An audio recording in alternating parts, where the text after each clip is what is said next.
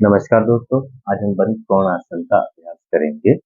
बंद कोणासन के लिए सबसे पहले हमें दंड आसन की स्थिति में बैठना है। दंड आसन अंग्रेजी के एल लेटर के समान होता है।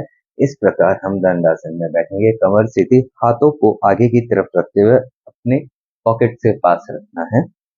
इस प्रकार यहाँ से हम अपने पंजों को मिलाएंगे कुछ इस प्रकार अपने मूलाधार के पास।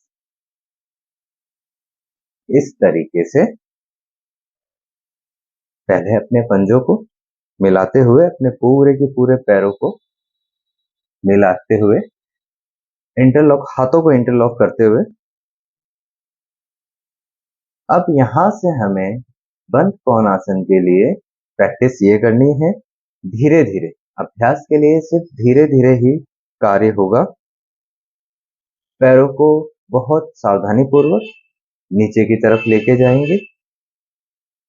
पहले मैं एक पैर से करके बताता हूँ। इस पैर को नीचे की तरफ इस प्रकार लेके जाएंगे। ये पूर्ण स्थिति बनेगी जब दोनों पैरों के साथ में किया जाएगा।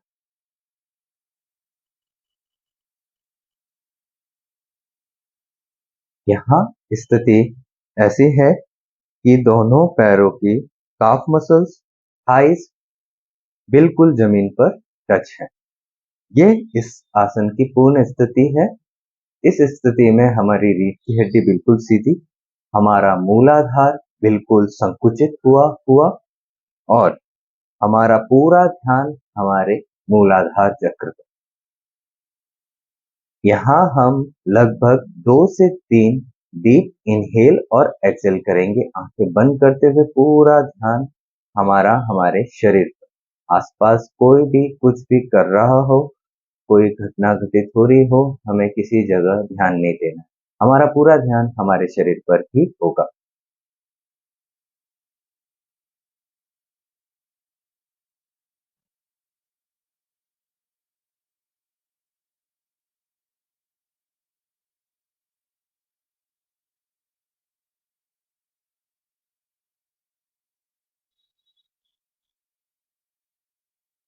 तो वापस पैरों को ऊपर लेंगे।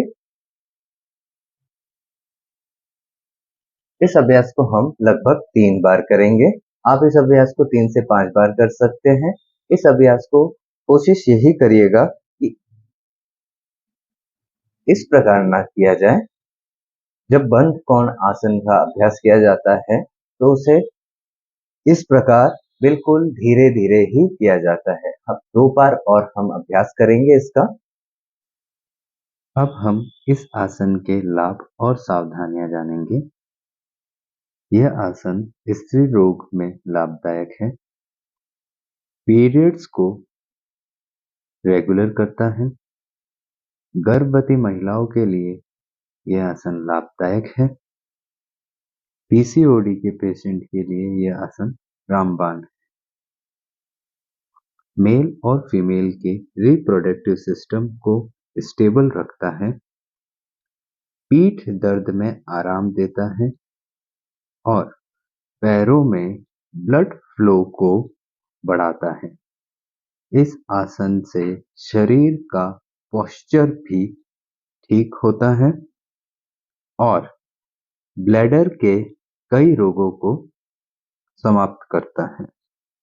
हर्निया के मरीजों के लिए यह आसन रामबाण है। किडनी रोग में भी यह आसन आराम देता है। हमारे मूल आधार को मजबूती प्रदान करता है। इसकी कुछ सावधानियां हैं, वह इस प्रकार है। पहली बार में यह संभव नहीं है कि पूर्ण स्थिति बने, इसलिए रेगुलर प्रैक्टिस करें और 3 से 4 दिन में हम अपना रिजल्ट पा लेंगे।